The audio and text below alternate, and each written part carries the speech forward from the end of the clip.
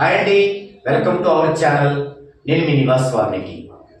గత వీడియోలో మనం ప్రసాదరావు గురించి చూసాము. ఇప్పుడు ఈ వీడియోలో మనోహర్ అనే పర్సన్ గురించి చూడబోతున్నాం. మీకు ఒక్కొక్కరి గురించి నేను చెప్పేటప్పుడు కొన్ని డైమెన్షన్ని పెంచుతూ ఉంటాను. ఇక్కడ వీరి యొక్క పేరులో ఇంకే డైమెన్షన్ పెంచుతామనేది ఈ వీడియోలో తెలుసుకోండి. ఓకే,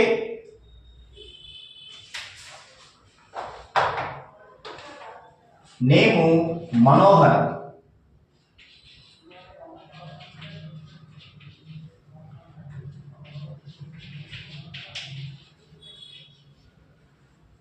డేట్ ఆఫ్ బర్త్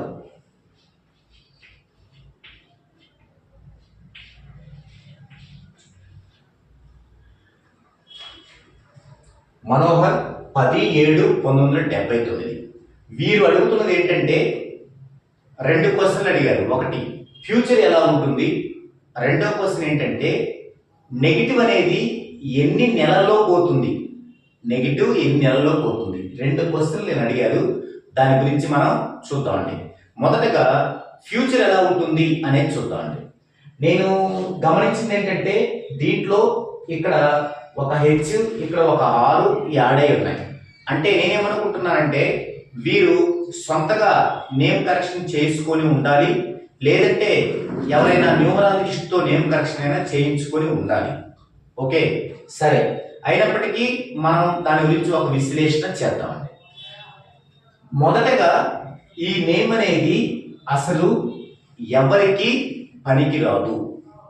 ఎందుకు అంటే ఒక నేముని ఒక న్యూమరాలజిస్టు ఫిక్స్ చేసుకునేటప్పుడు అందులో ప్రోనాలజీ ప్రకారం నెగిటివ్ సౌండ్ లేకుండా చూసుకోవాలి.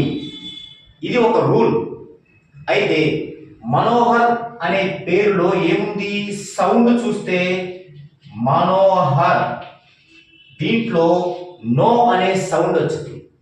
అయితే ఇది చేసింది ఒక న్యూమరాలజిస్ట్ అయ్యుంటే లేదా వీరే చేసుకుంటే వారి యొక్క అభిప్రాయం ఏమై ఉంటుందంటే ఎన్ఓ ఉంటే నో కదా, అది బాగుండదు, అందుకని మధ్యలో హెచ్ పెడితే బాగుంటుంది కదా అనుకొని ఉండుంటారు.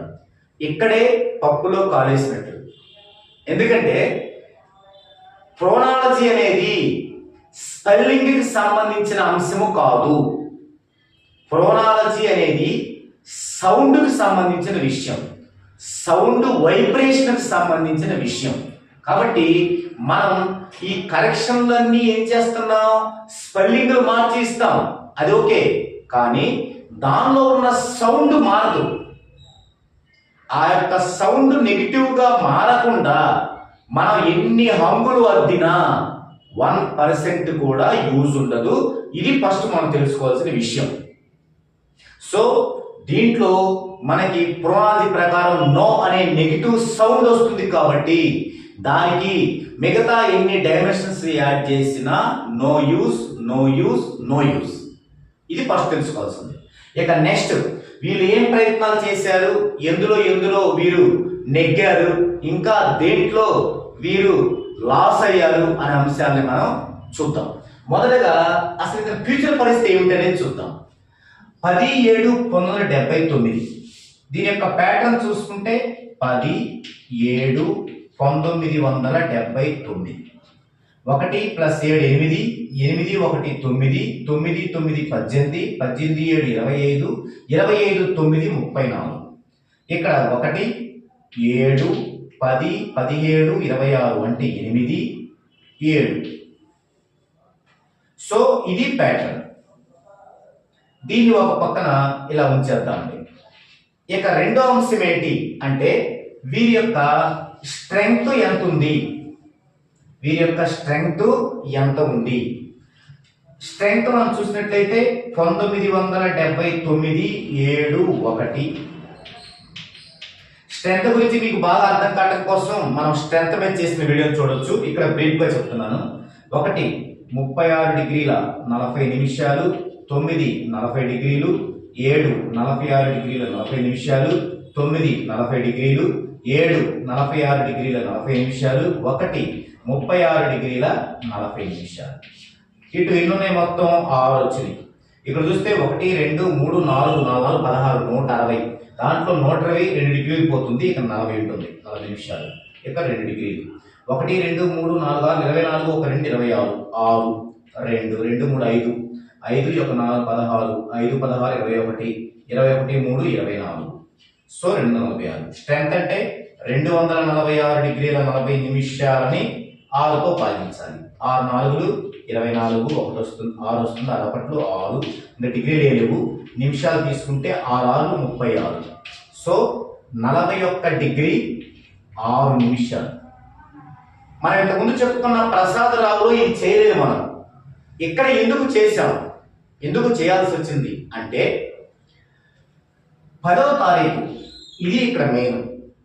మనకి 1 నుంచి 31 తారీఖుల్లో కొన్ని డేట్స్ కి కొన్ని ప్రత్యేకమైనటువంటి నెగిటివ్స్ చాలా ఎక్కువగా ఉంటాయి. అందులో ఇదొకటి. అంటే 10 కానీ 28 కానీ ఒకటో సంఖ్యలలో, ఒకటో సంఖ్య అంటే 1 10 19 28 నలుగురు వస్తారు కదా. ఈ నలుగురులో 10 28లో పుట్టిన వాళ్ళలో 2 అంశాలు జరుగుతాయి. 1 వివాహ సమస్యలు, 2 ఆర్థిక సమస్యలు.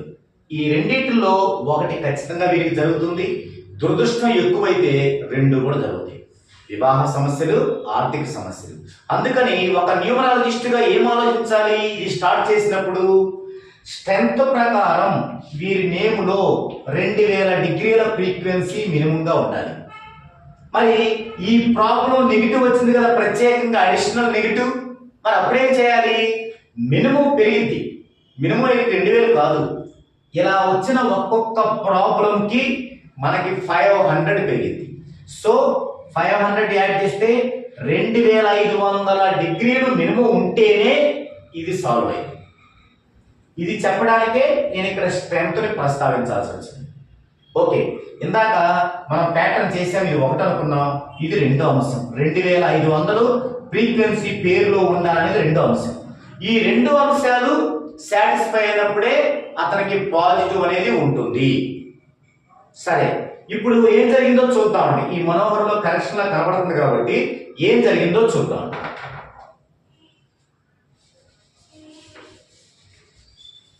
మనోహర్ దీనిలో టోటల్ ఎంత ఉంది? 4 5 10 15 22 27 28 30 32 టోటల్ ఉంది. ఇక్కడ ఏం జరిగి ఉంటుంది అంటే మామూలుగా 32 అనేది ఒక చాలా మంచి నెంబరు కాబట్టి ఇది ఎవరికి పెట్టినా కూడా చాలా బాగుంటది అనే ఒక చిన్న నాలెడ్జ్ తో చేసిన దానిలా కనిపిస్తుంది. అఫ్ కోర్స్ ఇది తనే చేసుకున్నా లేదా ఇంకొక న్యూమరాలజిస్ట్ చేసినా, ఇది న్యూమరాలజీ అనే ఒక పెద్ద మహాసముద్రంలో ఒక చిన్న నీటి బిందువు కూడా కాదనమాట. ఇది అది ఒక్కటే ఇక్కడ ఫాలో అయినట్టు కనిపిస్తుంది. చూద్దాం. 32 దీని యొక్క సింగిల్ చూస్తే 5. ఇప్పుడు మనం ఈ 5ని ఈ అన్ని చోట్ల వేసుకొని చేస్తే ఈ ప్యాటర్న్ దేనిగా మారిందో చూద్దామండి. ఈ ప్యాటర్న్ దేనిగా మారింది అంటే 6 7 5 12 అంటే 3 4 3 6 3 4 3 గా మారింది. అంటే అతనికి ఉన్న ప్యాటర్న్ ఏం జరిగింది? 1 7 డెడ్ యాంటీ ఉంది, 7 1 డెడ్ యాంటీ ఉంది, 8 వచ్చేసి వీక్ నెంబర్ ఉంది. మాక్సిమం మనం ఇంతకుముందు వీడియోలో చెప్పుకున్న ప్రసాద్ రావు లాగే ఉంది. సో నరకమే. అయితే అతను చేసుకున్నటువంటి కరెక్షన్ చేసుకున్నటువంటి ఈ నేము ఏం చేసింది? 6 3 4 3లో తెచ్చింది. ఇక్కడ ఈ ప్రాబ్లం అంతా సాల్వ్ అయింది. కానీ కొత్త ప్రాబ్లం ఏంటంటే 6 3 3 3 కూల్ నెంబర్స్. అంటే ఇతనికి హెల్త్ ఇష్యూ అనేది చాలా దరిదాపుల్లో ఉంది అనేది అంశం. ఇదే పేరు కనుక పర్ఫెక్ట్ గా వీళ్ళు రాసుకొని అప్లై చేసుకున్నట్లయితే ఖచ్చితంగా ఈ యొక్క ప్రాబ్లానికి మంచి హెల్త్ ప్రాబ్లంలో పడతారు. ఇది ఒక అంశం. ఇక 2వ అంశం ఏంటి అంటే ఇందులో ఉన్నటువంటి నో అనే ప్రొనాలజీ సౌండ్. ఈ నో అనే ప్రొనాలజీ సౌండ్ ఏం చేసిద్దంటే వీరి యొక్క ప్యాటర్న్ లో ఏదైతే బాగుందో ఇక్కడ బాగుంది వీరికి, అంటే 31 నుంచి 45 దాకా బాగుంది. ఆ బాగున్న అంశంలో ఇది వచ్చేసి కూర్చొని దాన్ని చెడగొట్టేస్తుంది ఈ ప్రొనాలజీ సౌండ్. ఇది ఇక నెక్స్ట్ పోతే వీరికి ఎం అనే అక్షరంతో స్టార్ట్ అవడం జరిగింది నేమ్. ఇది ఒక పెద్ద మైనస్, అంటే ఆ డైమెన్షన్ కూడా లేదు, ఇది కనీస డైమెన్షన్ అన్నమాట, అది కూడా ఇందులో లేదు. అంటే ఈ ఎం అనేది వీరికి ఏమవుతుందంటే వీరి యొక్క డెస్టినీ 3 కాబట్టి వీరి యొక్క హార్మోనిక్స్ ఏంటి 1 3 5 6 7 9. మరి వీరికి స్టార్టింగ్ ఏముంది ఎం అంటే 4 ఉంది. ఈ 4 అనేది దీనిలో ఉన్న 7 కి డెడ్ యాంటీ. ఎప్పుడు కూడా మన హార్మోనిక్స్ కి డెడ్ యాంటీ మన నేమ్ కి ఉండకూడదు. ఒకవేళ ఉంటే ఎప్పుడు ఉండాలి, అది 14 డైమెన్షన్స్ లో పుట్టినప్పటి నుంచి ఉంటే ఓకే, ఇది రెక్టిఫై అయిపోయింది కాలక్రమేణా. కానీ ఇప్పుడు మధ్యలో చేసుకునేటప్పుడు కాలక్రమేణా రెక్టిఫై అవడానికి కాదు కదా, మనకి తొందరగా రీచ్ అవ్వాలి కదా మనం గ్రోత్ వైపు, అందుకని ఇది ఉండకూడదు. ఇంకొక సందర్భంలో ఎప్పుడు ఉండొచ్చు అంటే ఈ మొత్తం సౌండ్, ఈ మనోహర్ అనే నేమ్ సౌండ్ అనేది మీకు వీరికి వైబ్రేషన్ లో ఉందనుకోండి, జన్మ వైబ్రేషన్ లో, అప్పుడు కూడా ఉండొచ్చు. అలా జన్మ వైబ్రేషన్ లో ఉన్నా కూడా ఉండొచ్చు అన్నమాట. అది ఏమైందంటే ఆల్రెడీ పుట్టినప్పటి నుంచి జన్మ వైబ్రేషన్ ఉన్న సౌండ్ కాబట్టి మనోహర్ మనోహర్ మనోహర్ అనేది, అప్పుడు ఆ యాంటీ అనేది పాజిటివ్ గా అయిపోయింది. అంటే 2 అంశాలు, ఒకటి మనకి అది వైబ్రేషన్ లో అయినా ఉండాలి, రెండోది హార్మోనీలో అయినా ఉండాలి, హార్మోనీ లెటర్స్ లోనే ఉండాలి.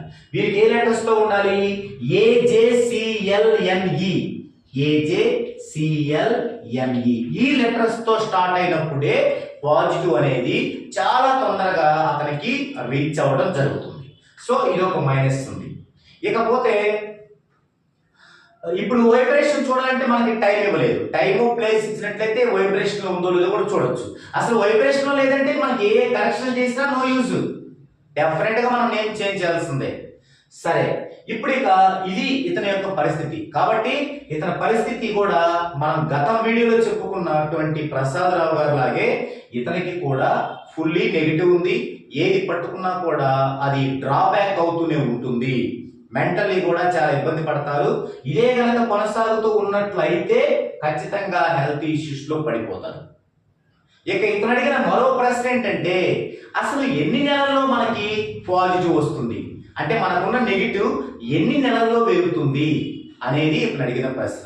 దీనికి సమాధానం ఏంటంటే మనం గతంలో చెప్పుకున్నాం, డైట్ ప్రోగ్రామ్ గురించి న్యూమరాలజీని మీకు కంపేర్ చేసి చెప్పాను. డైట్ ప్రోగ్రామ్ అనేది ఎన్ని నెలల్లో వెయిట్ తగ్గుతారు, తర్వాత ఎన్ని నెలల్లో ఆ డిసీజ్ తగ్గుతాయంటే ఒక్కొక్క బాడీకి ఒక్కో విధంగా ఉంటుంది, ఒక్కొక్క మనిషికి వారి యొక్క బాడీ తత్వాన్ని బట్టి ఒక్కో విధంగా ఉంటుంది. అలాగే ఇక్కడ ఎన్ని నెలల్లో మనకి పాజిటివ్ వస్తుంది అనేది 2 అంశాల మీద ఆధారపడి ఉంటుంది. ఒక అంశం ఏంటంటే వీరు ఉన్నటువంటి అప్పటి వరకు వీరికి ఉన్నటువంటి నెగిటివ్ యొక్క పర్సెంటేజ్. రెండో అంశం ఏంటి, వారి యొక్క ఫ్యామిలీ మెంబర్స్ యొక్క నెగిటివ్ యొక్క పర్సెంటేజ్. వీటిని బట్టి అది ఎన్ని నెలల్లో మనం దాన్ని అధిగమించగలం అనేది ఉంటుంది. ఈ రెండింటికి ఇంకొకటి మూడోది ఏం తోడవుతుందంటే వీరు ఎంత పర్ఫెక్ట్ గా కోర్సు రాస్తూ వారి వైబ్రేషన్ ని క్యారీ చేయగలుగుతున్నారు అనే అంశం మీద కూడా ఉంటుంది.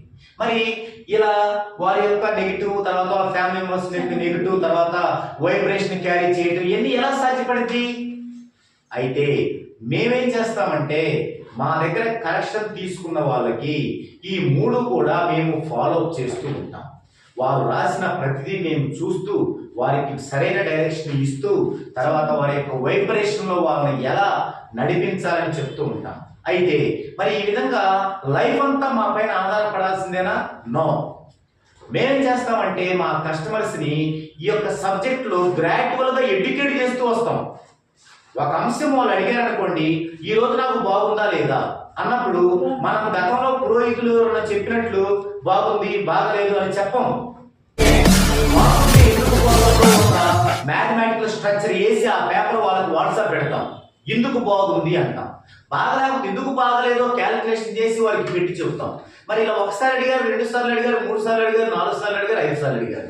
ఈ 5 సార్లు అలా చేస్తూనే ఉన్నాను, అది ఆటోమేటిక్ వాళ్ళకి వచ్చేస్తుంది, ఇంకా వాళ్ళే చేసుకుంటుంటారు. తర్వాత ఇట్లా ప్రతి అంశాన్ని వారికి మేము డిస్కషన్ చేస్తూ అంటే వాళ్ళకి వివరిస్తూ వారిని ముందుకు తీసుకెళ్తూ ఉంటాం. ఇది లైఫ్ టైం చార్జ్ తీసుకున్న కస్టమర్స్ కి మాత్రమే.